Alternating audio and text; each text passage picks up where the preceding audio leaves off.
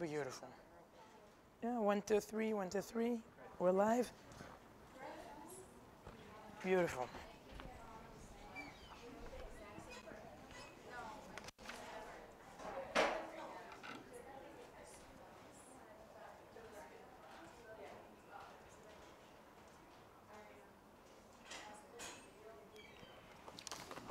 Hello everyone, shalom, tzoraim tovim, welcome, thank you for coming. And I'm used to say it in Jerusalem when we have traffic jams because of things that are happening in Jerusalem, but today people told me about traffic jams here in Manhattan because of the UN, the assembly, the events that are taking place there. Anyway, thank you for coming.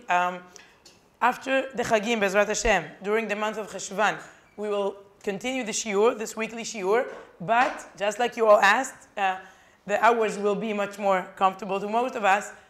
Yom Shlishi, okay, Tuesday evening. We will publish, we'll post everything. Please follow and be with us.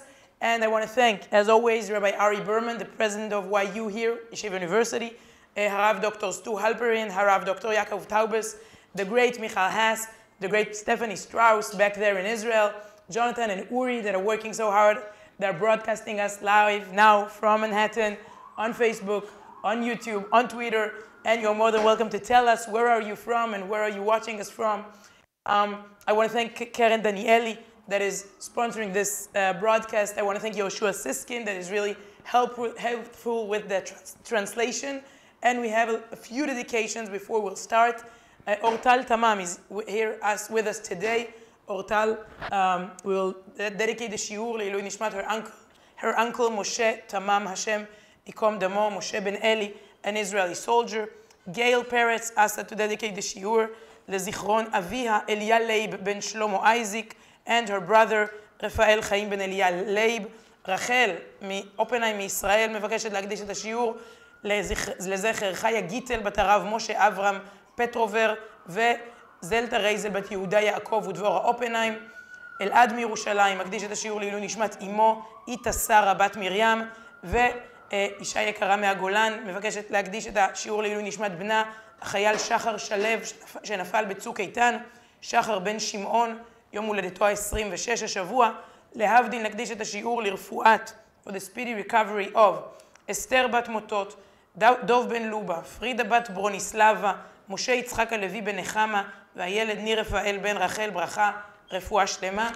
בשבוע הבא, now we're in Manhattan tonight, we're flying to London, Bezrat Hashem, the whole family. So if you have friends, people in London, Leeds, we're in Leeds for Rosh Hashana, and Manchester. You're more than invited. London this Shabbat, then Leeds, then Manchester. You're more than invited to come and meet us there. And let's start with our parasha. But we will not only discuss the parasha today, we will discuss Rosh Hashana, the holy days that are coming Monday and Tuesday.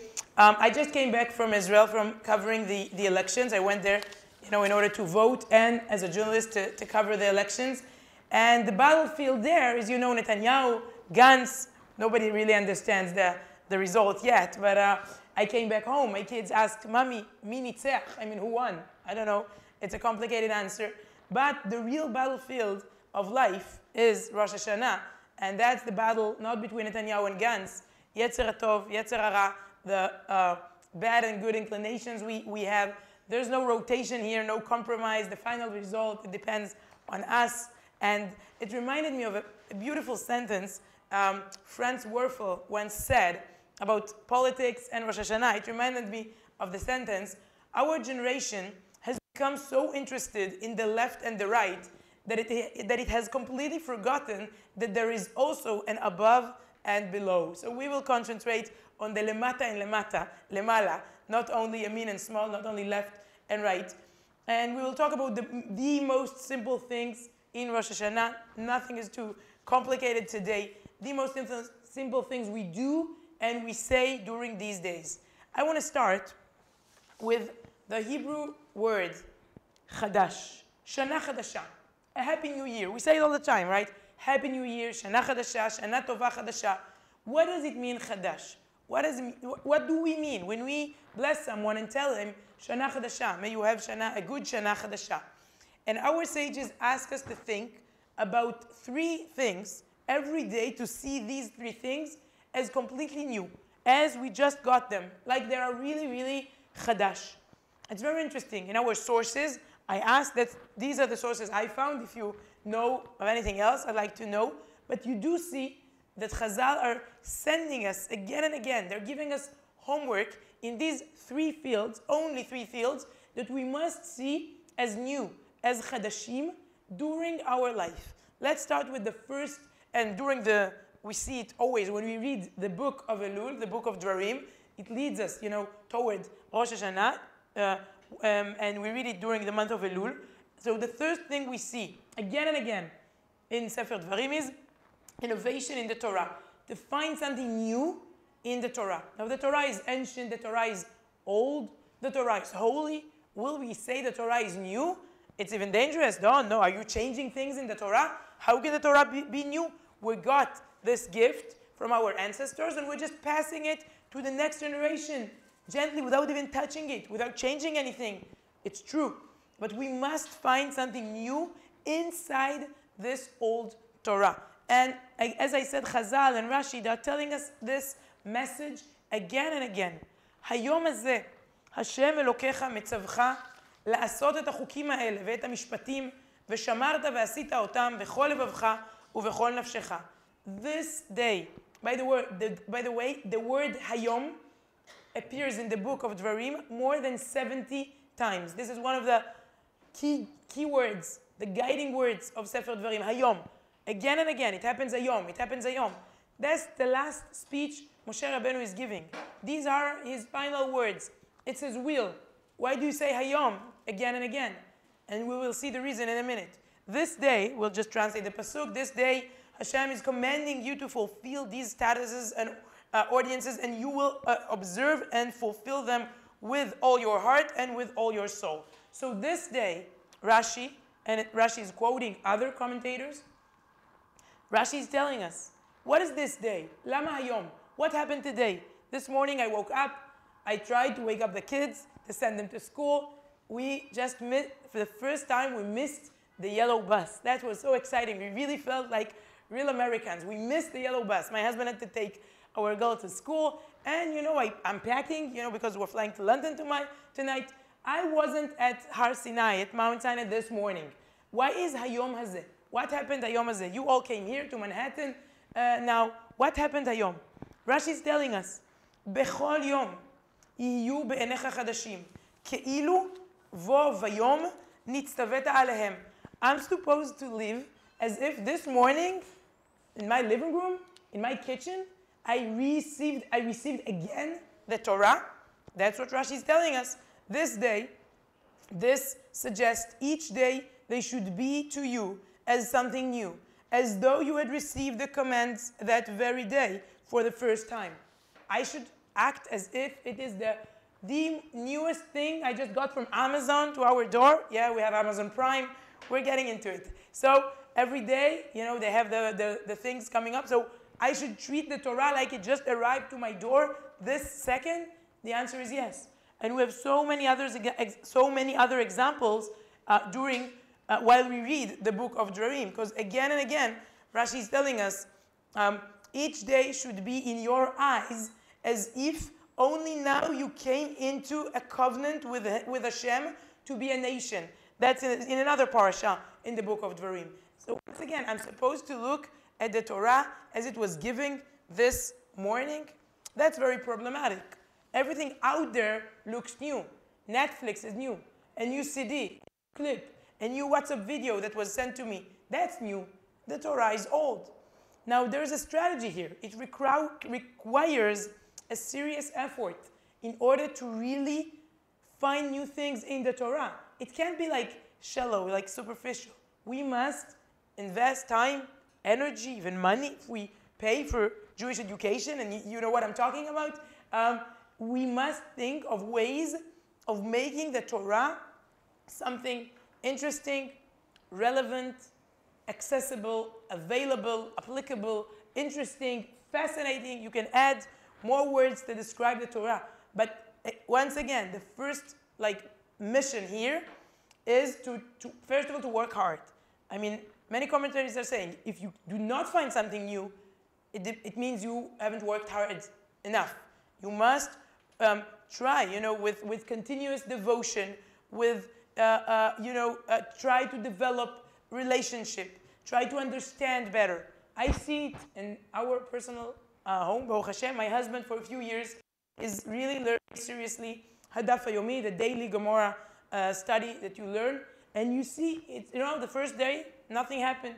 But after a year, our world really has changed. And it doesn't happen right away. It's much easier when it's on Facebook, on YouTube. And of course, the Torah should be there too. This shiur is now broadcasted live on Facebook. But you must think, and that's the timing, the beginning of the new year, you must think, how can I make the Torah more interesting and more relevant? How can it be more serious?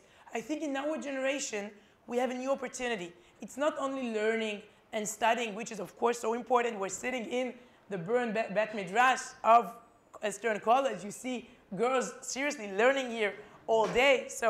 But it's not only learning, it's also the cultural aspect. I think in our generation, Baruch Hashem, we had the privilege, the zchut, of seeing Jewish culture for the first time. And that's a renewal. That's something really renewed. You can see a movie that will make you closer to Hashem. You can listen to a song. I really want to recommend, before Rosh Hashana, to everyone here, even if you do not speak Hebrew fluently, try and listen to the new song that was composed and written by Yishai Ribo in Israel, Seder HaAvodah. He describes, and I think, really, for thousands of years, we learn Seder HaAvodah, what the Kohen Gadol, what the highest priest is doing in the temple, in the Bet HaMikdash during Yom Kippur. But for the first time, don't Google it now, I see you're looking for it. But for the first time, this young, talented singer from Eretz Israel is describing the process of the Kohen Gadol and of the people of Israel, Am Israel, during Yom Kippur. So creative, so inspiring, really so touching. And this single was written like a month ago. It's something new. As I said, we can search for new ways to understand the Torah, to explain it to others. And that's really a big zchut we have during this generation. So that's the first mission we're given. But there's something else. The second thing, and maybe it's even harder. It was a Torah. It's learning. It's a huge concept. Anyone can find something new during this year to decide, I'm learning this book. I don't know, I'm doing this. I'm learning with this chavruta, with this kid, with my husband. I don't know. But the second thing I think is even harder. The second thing that must be renewed is Eretz Israel, innovation in the land of Israel. Now, the land of Israel is the promised land, is the holy land. Is it a new land? God forbid. We always claim, we say here in the UN and everywhere that that's our justification. We are here for thousands of years. That's the ancient land of our ancestors. That's why we came back here to our homeland. It's not a new, nothing is new. No, no, no. Everything is so old from really the days of Avraham Avinu. How can we say something new in Eretz Israel? Me, my family, I always quote it. I'm seventh generation in Israel. My great-great-parents came during the first Aliyah, the first pioneers that came to Eretz Israel before the state of Israel was founded, more than 100 years ago. They came from Russia to establish a city called Rishon LeZion. The first, Rishon, yeah? It's from the prophecies, but Rishon LeZion. Today it's a huge city, Rishon LeZion, near Tel Aviv. So how can I claim Eretz Israel is new? How can I wake up every morning and say, whoa, what a new land I just entered? But that's what Chazal are saying to us. Let's look at this pasuk. I'm just giving examples. There are a lot of examples for these ideas. והיה כי יביאך השם אל ארץ הכנעני, כאשר נשבע לך ולאבותיך ונתנה לך. And it will come to pass when Hashem will bring you into the land, this land, and as He swore to you and to your forefathers, and He has given it to you. Unetana lach. He did not give it to my forefathers. He gave it to me. That's the concept here. Look again, Rashi. Unetana lach. Tehe be'enecha, כאילו ניתנה לך Bo bayom. Once again, Amazon is knocking on your door. It's here, the land of Israel. תהא בעיניך כאילו ניתנה לך בו ביום. אל תהי בעיניך כירושת אבות. That's weird. That's a new concept. We're so used to think of it as Yerushat Avot. It should seem to you as if he gave it to you today, and it should not seem to you as an inheritance from your forefathers. That's really a revolution when it comes to Eretz Israel. And of course, it does not mean Avraham Avinu wasn't the first one to walk there. But when we walk there, and when we are here, supporting Israel, loving Israel, caring about everything that goes on there, we must remember it's not only a legacy from the previous generations, it's a completely new thing we're starting right now. It's a startup. Again, it's hard to find new ways to love Eretz Israel, to have this effective bond with it. I started thinking about it. I was preparing this shiur while I was in Israel a few days ago for the elections. And I really thought, maybe sometimes only when you're away, you learn to appreciate the land more. After a month out of Israel, that's the longest period I was ever out of my homeland, I became like really addicted. I was smiling to everyone on the plane. They thought I'm crazy. I'm kind of, I don't know, like naive. I was coming back. I missed everything. I missed the kotel, but I missed the cottage. You know, the cheese. I really missed the cottage because the cheese here is, you can eat the box or the cheese. Doesn't matter. Choose. So I missed the Israeli cheese, Eretz Zavat Chalav V'Dvash, the land of milk and honey. I missed the kotel. I started watching videos, of the elections, the campaigns. I think I even missed Avigdor Lieberman. No, not really. But I really missed like everything, this whole experience of being there. And suddenly I realized why here, sometimes it's more exciting from the outside. When you're not there, sometimes you miss somebody, and it's more meaningful than really being there with this person or with this land. I think here, you've created you've created a system of really loving Israel from here. That's interesting. I even see it anytime I meet an American Jew. It's fascinating. They always ask, where are you from? And I have a way of defining how connected this Jew is. If he comes, he asks me, where are you from in Israel? So I say Jerusalem. You do not say Jerusalem. Here you say Yerushalayim. So I say Yerushalayim. And he's like, okay. Some people say, okay, Yerushalayim. But most of the Jews I met so far, what do they say? Of course, where? Which neighborhood? Exactly. I have a sister here, a brother here, my sister went there, my niece is there. We lived a year for... So, is it Ramot? Is it Sanhedria? Is it Nachlaot? Is it Rechavia, Sha'arei Chesed? All the American Harnof, all the American neighborhoods. But I tell them, no, I live in Mishkenot HaUma. It's a new neighborhood. When you enter the city, there's a new neighborhood, near Binyanei HaUma, near the Cinema City, near the Supreme Court. Choose your holy place, I don't know, but all these institutions. So that's where I live in Jerusalem, Baruch Hashem. And you see people, they're interested. It means something when you're really interested. We have nobody heard of here about Mishkenot HaUma. We do not have a midrasha for a gap year, so you don't know anything about the place. But anyway, it's interesting to see how from here you care, you love, you feel close. And recently, a friend of ours, Rav Avi Berman, the head of OU Israel, also described such a moment of seeing how American Jews, sometimes you remind us how special it is to live in Eretz Israel. It was every year, the last minutes of Tisha B'Av, last minutes of fasting, thousands of Americans from OU, NCSY, all kinds of groups and camps, they come to the Kotel, to the Western Wall, and they just sit there for like an hour, and they sing so beautifully. They sit together and sing. And Rabbi Berman was there with them. And he described this moment. He told me, it was so interesting to see the Israelis listening to these Americans singing all these songs about Bet HaMikdash, Eretz Israel, the land of Israel, the Holy Land, redemption, Tshuva. And the Israelis were, they came closer and they joined the circle and they started singing these songs. And he said, I was looking at them and they reminded the Israelis that these guys were on their way back. I mean, that was, I think, the last day in Israel. So it was interesting to see how sometimes you remind us how special it is. But as Chazal are saying here, we should all work really hard in order to find the real Israel, the new, the interesting, the attractive Israel. I found it this week, by the way. That's a picture that was taken during the month of Elul in the Western Wall. Now, I went there a few days ago. I really missed the place. So at the end of the shidur, the show, we had a really long show going on live, you know. As an anchor, I was speaking during the elections. I mean, live. We're talking about the election, the results. I broke my own personal record.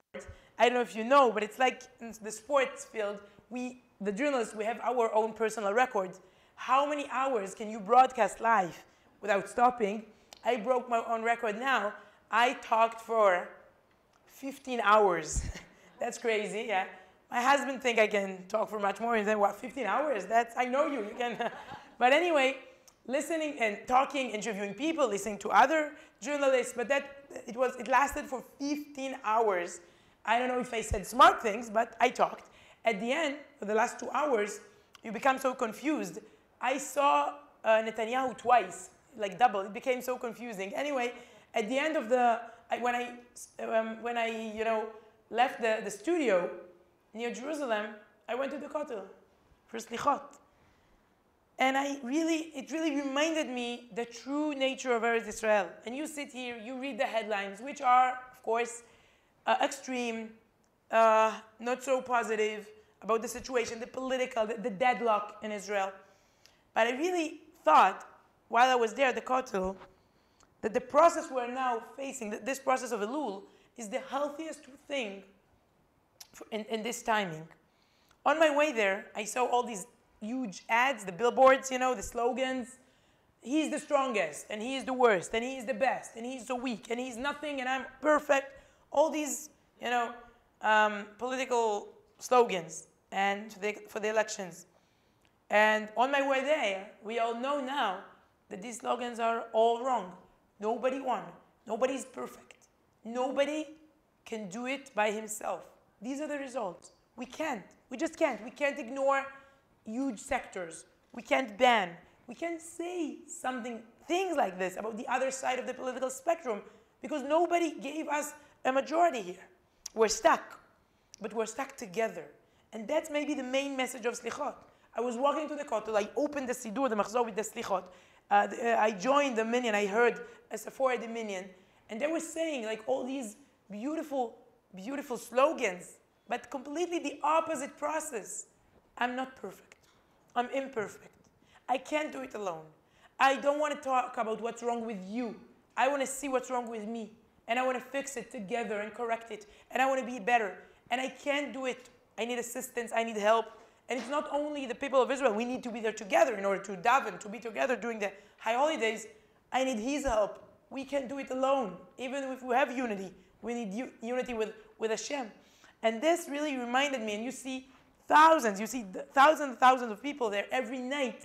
And I think this message, that's the right message that should come out of from the land of Israel nowadays. And as I said, that's the second mission, to see it as a completely new place. Now let's move forward to the third, maybe hardest mission, innovation in the family, chidush b'mishpacha. Now, throughout the book of Dvarim, as I said again and again, our commentators are telling us, this is the new thing, this is the thing you should really be focused on, concentrate here. Now, there are a lot of instructions. It's interesting. These are the instructions when you enter the land of Israel.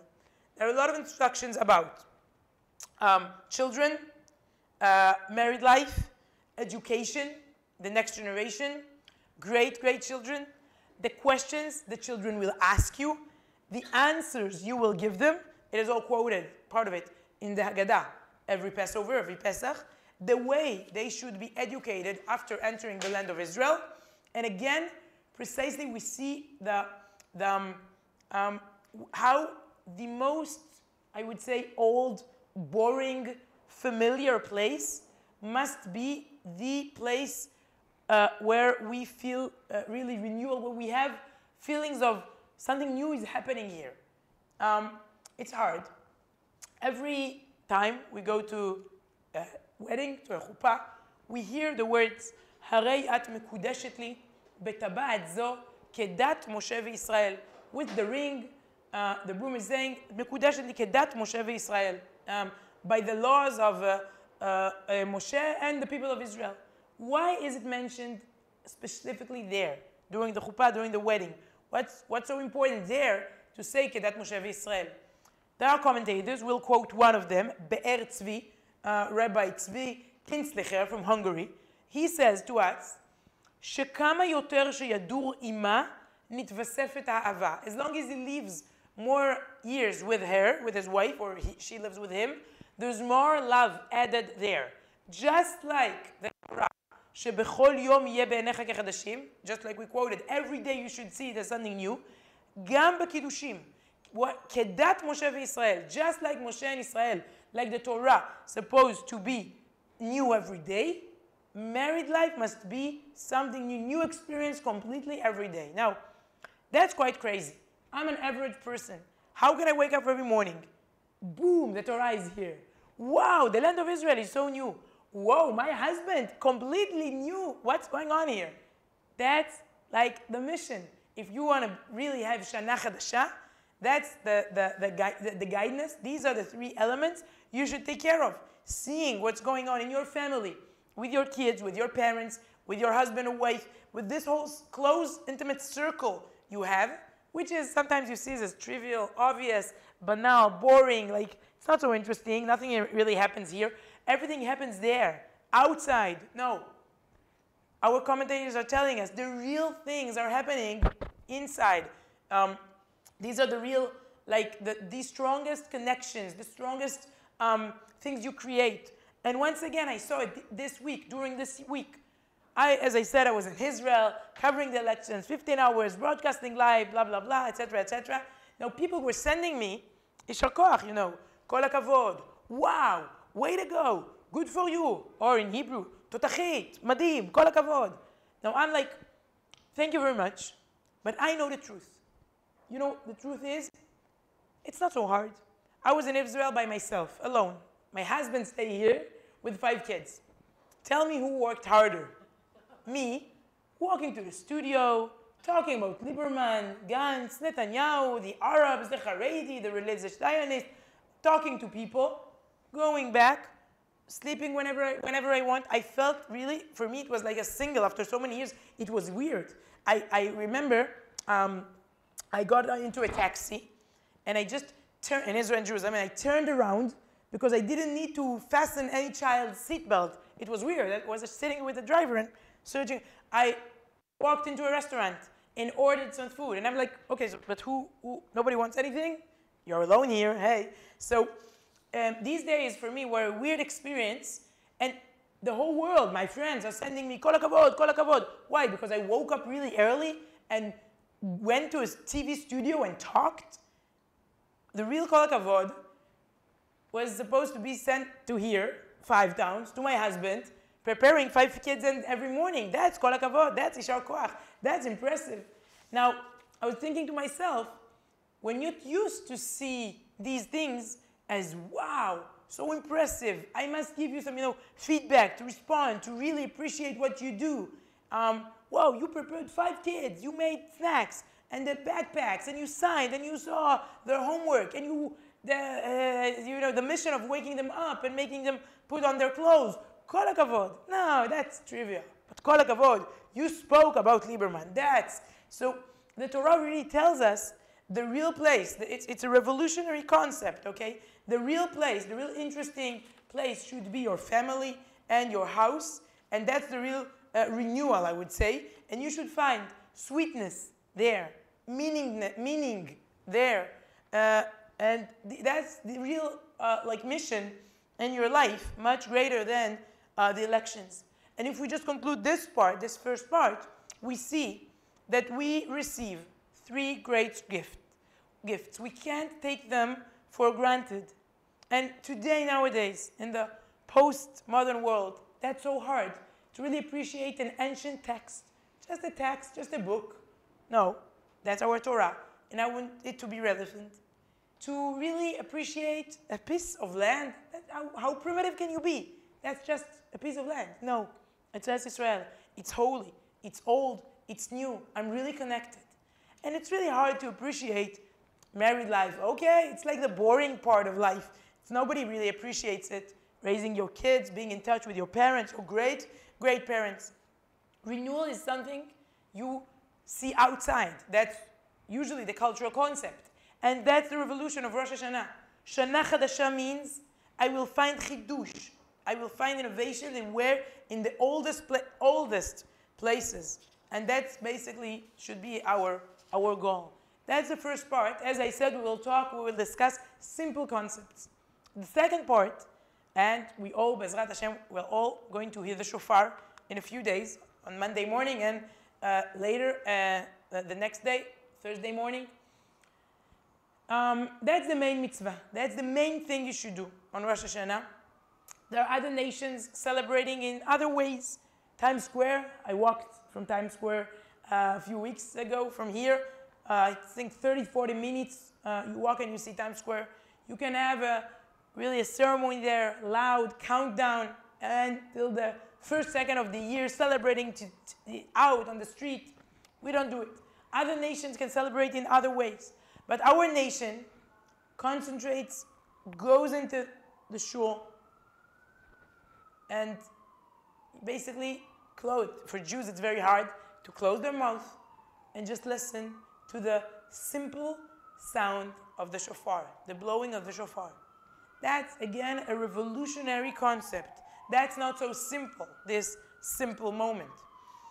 What happens is, first of all, people really search for deep meanings, and it's good. But let's just remember that the basic meaning is, that's a mitzvah. It's a positive commandment from the Torah. We do what Hashem told us to do thousands of years ago on this holy day. So before we go into, all these interpretations and creative ideas about the shofar, and it's beautiful, let's just remember we do what we're meant to do in these special moments, to listen to the sound of the shofar. ובחודש השביעי, באחד לחודש, that's Rosh Hashana, מקרא קודש יהיה לכם, כל מלאכת עבודה לא תעשו, יום תרועה, a day that the horn is sounded. יום תרועה יהיה לכם. And the book of Vayikra also says, בחודש השביעי, באחד לחודש, once again, ראש השנה יהיה שבתון, זיכרון, תרועה, מקרא קודש. A sacred occasion commemorated with loud blasts of the shofar. So basically, before asking ourselves why and how I'm doing what I'm meant to do, the Rambam, when he starts describing the mitzvot, Hilchot Shofar, chapter number 1, halakha number 1, the beginning of everything is mitzvah taseh shel Torah. That's a biblical commandment to hear the sound of the shofar on Rosh Hashanah. As it says, it is a day of blowing the horn unto you. Okay, so that's the basic thing I'm doing. I'm a simple Jew. I want to do what I'm supposed to do during that day. But of course, there is a secret here. Why do we do it? What happens up there when we do it down here? Rabbeinu Bechaye, 800 years ago in Spain, Rabbeinu Bechaye Ibn Pakuda is telling us there is a secret. You might not know what the secret is, but it's important to know there is a secret here. You are doing something very important. Parasha zo stuma yoter mish'ar parshiyot hamoadim. This parsha, this paragraph is enigmatic more than any other paragraph regarding the festivals, regarding the chagim, the moadim.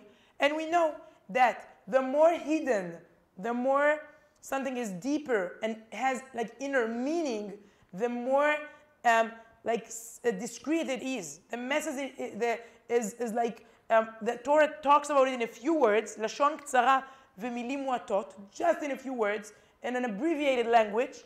But the shorter it is, the deeper it is. And here we, of course, I do not know all the secrets about the shofar. We can just try and look at two huge, let's say, scholars that taught us, I would say, two main ways of treating these special moments of the shofar. So what we do basically, and it's very, very simple, but think of it, in our loudy, really, listen to all the noises. If I will just be quiet for a few seconds, let's try. Let's just listen to what's going on outside right now, okay? Lexington Avenue. Let's be quiet for a minute. There's an ambulance. Do you listen to it? You hear the cars. Okay, it's crowded. The world is crowded. The world, it's loud. Everything is, there are so many sounds out there.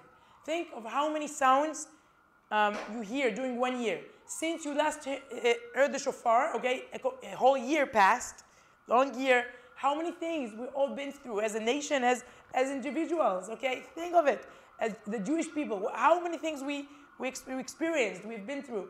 And now, we come back for this moment of silence, and we just say simple things. It's beautiful to just listen to the words of the bracha.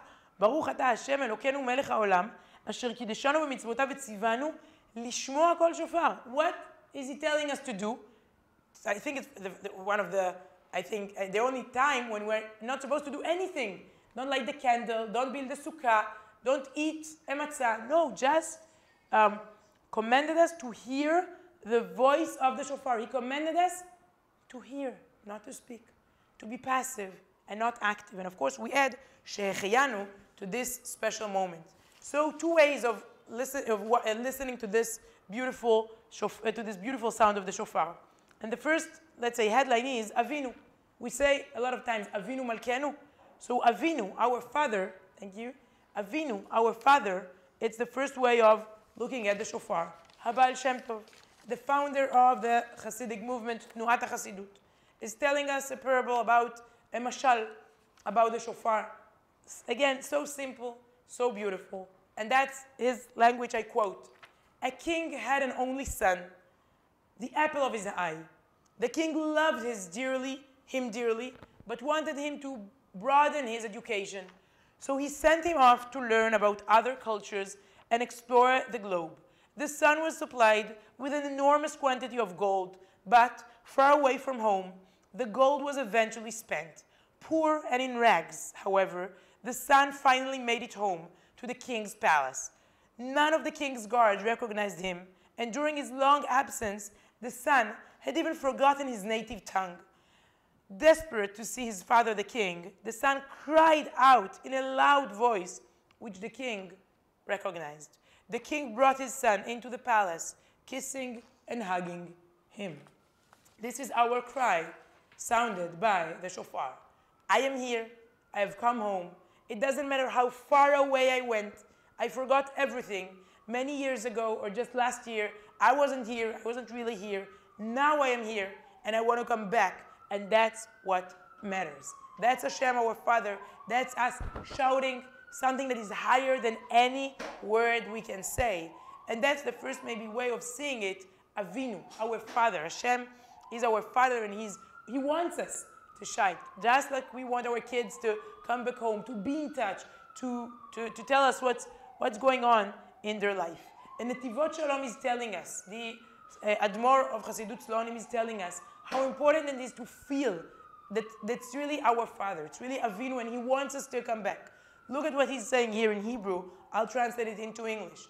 All the obstacles and barriers to connecting with Hashem are nothing compared to the barrier a Jew fixes in his heart, that he is far from Hashem, which is the hardest barrier of all to overcome. Okay, it's an inner barrier. That's the hardest one. If we tell ourselves, there's no chance. And so this is the main preparation for the days of O. Zot ha'achana leRosh Hashana. To believe that you are being a child of Hashem is an eternal reality. It's a mitziut nitzchit, that He is our Father. That's the first way of listening to the shofar. But we do not only say Avinu during these days of O, we say Avinu Malkenu, our King. He's not only our Father, He's also our King. And there's a beautiful, beautiful way. Harav, Professor Yosef Dov Soloveitchik, what a perfect place to quote him here, Yeshiva University, YU. He was describing what he was thinking about every time he was hearing the shofar every year during Rosh Hashana.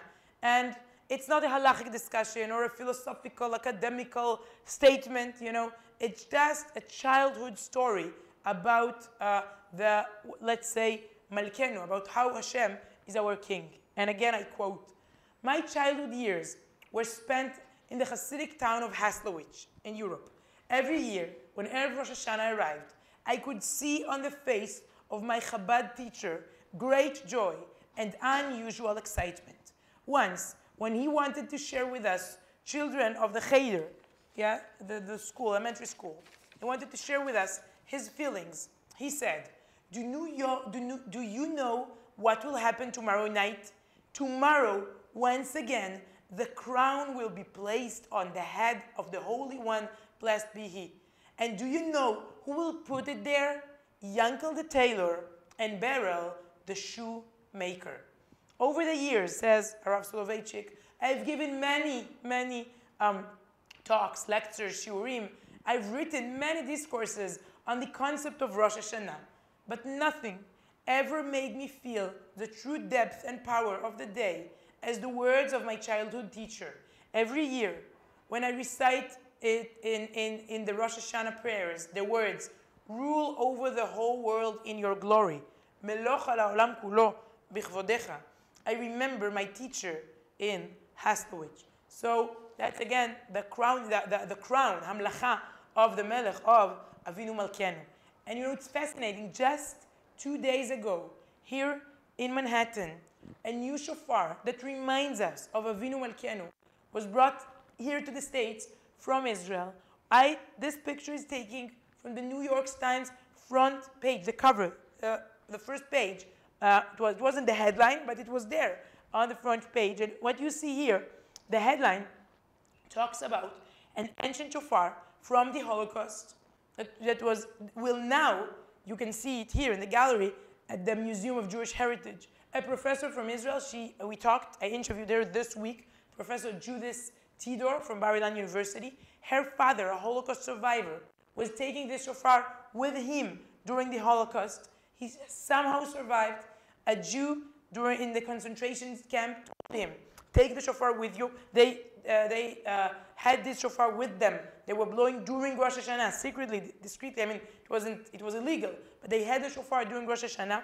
And this Jew gave him the shofar because he said, I will not survive. Unfortunately, he was right.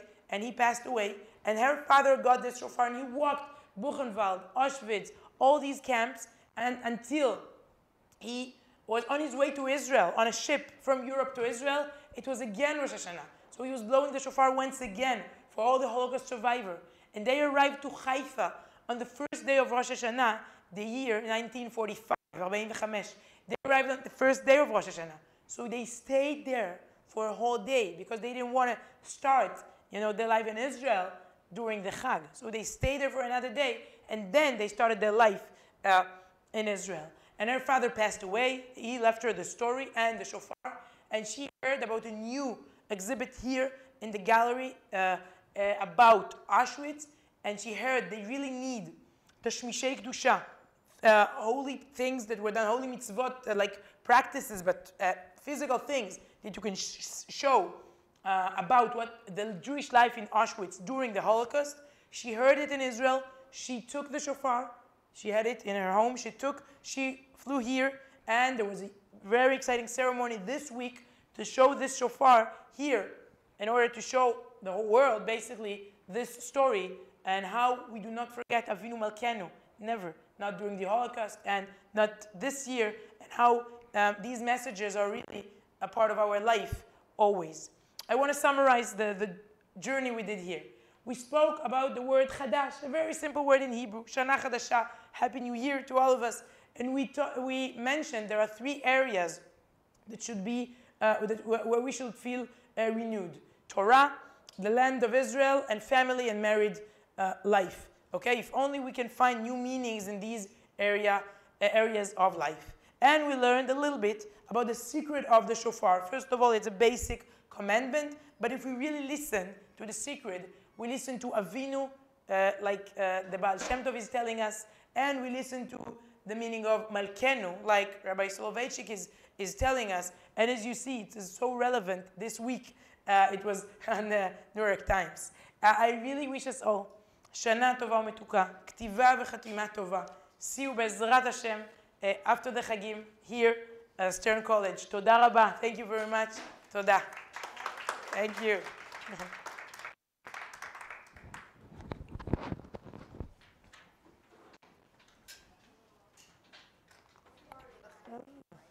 שלום, איזה מרגש. באה לכל השיעורים שלו. הזכרתי בהתחלה. אז לא שמעתי, איחרתי קצת.